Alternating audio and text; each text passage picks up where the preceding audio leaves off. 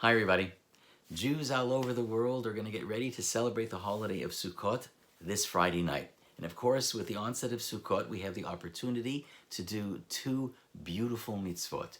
The first is to enjoy ourselves, to have a special Yom Tov meal inside a sukkah, whether it's our sukkah, somebody else's sukkah, it's not important, but just have that experience of sitting under the canopy of the schach, having faith in Hashem, enjoying our relationship with our family and with God.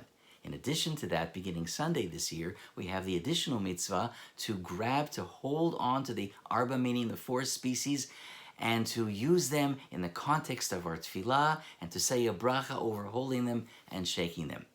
But it's interesting that our Chachamim remind us that the Torah wants us to know that in addition to eating in a sukkah or dwelling in a sukkah, in addition to the lulav and etrog, there's an additional aspect, an additional dimension to our experience of Sukkot, and that is v'hayita ach sameach.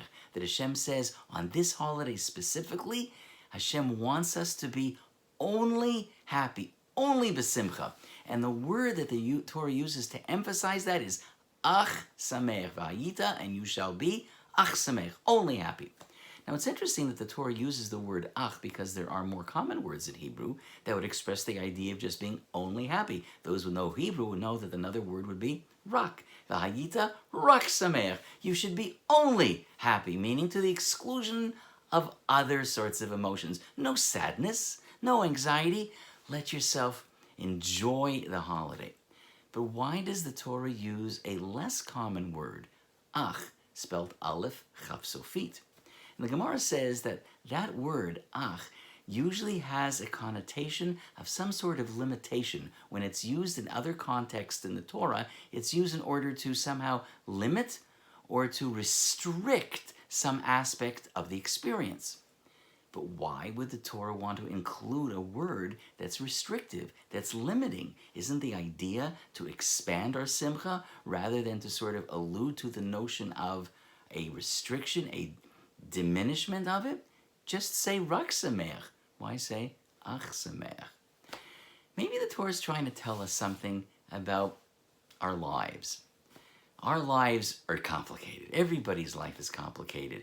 Everybody's juggling so many things, and sometimes we're juggling so many things that we feel we can never stop. We can never sort of really feel the simcha that we've read about, that's depicted in movies.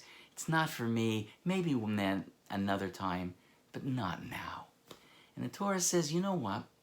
Your life doesn't have to be perfect in order for you to be content, in order for you to feel that feeling of simcha. That's that feeling that a Jew has deep in his neshama when he knows he's doing or she's doing the right thing. That doesn't come when everything falls perfectly into place. Sometimes there are restrictions in our lives. Sometimes there are limitations that are imposed upon me from outside forces that I can't change. So does that mean that because of those limitations, I can't feel simcha? So the Torah says, ach sameach. Learn that you can enjoy that moment. Learn that you can be in the fullness of that second and enjoy the simcha. V'hayita ach sameach. Sukkot is that holiday which reminds us, leave your home, go into the imperfect sukkah. And in fact, my schach blew off today. I have to fix it. That's how imperfect it is. Be in that imperfect place, and in that imperfect place, recognize the perfection of the simcha of the moment. Jews and families enjoying their relationship with each other and with God, and recognizing the blessings. That's simcha, the hayita ach sameach. I want to wish every one of you Chag Sameach. Enjoy the simcha, enjoy the experience, enjoy your Sukkot.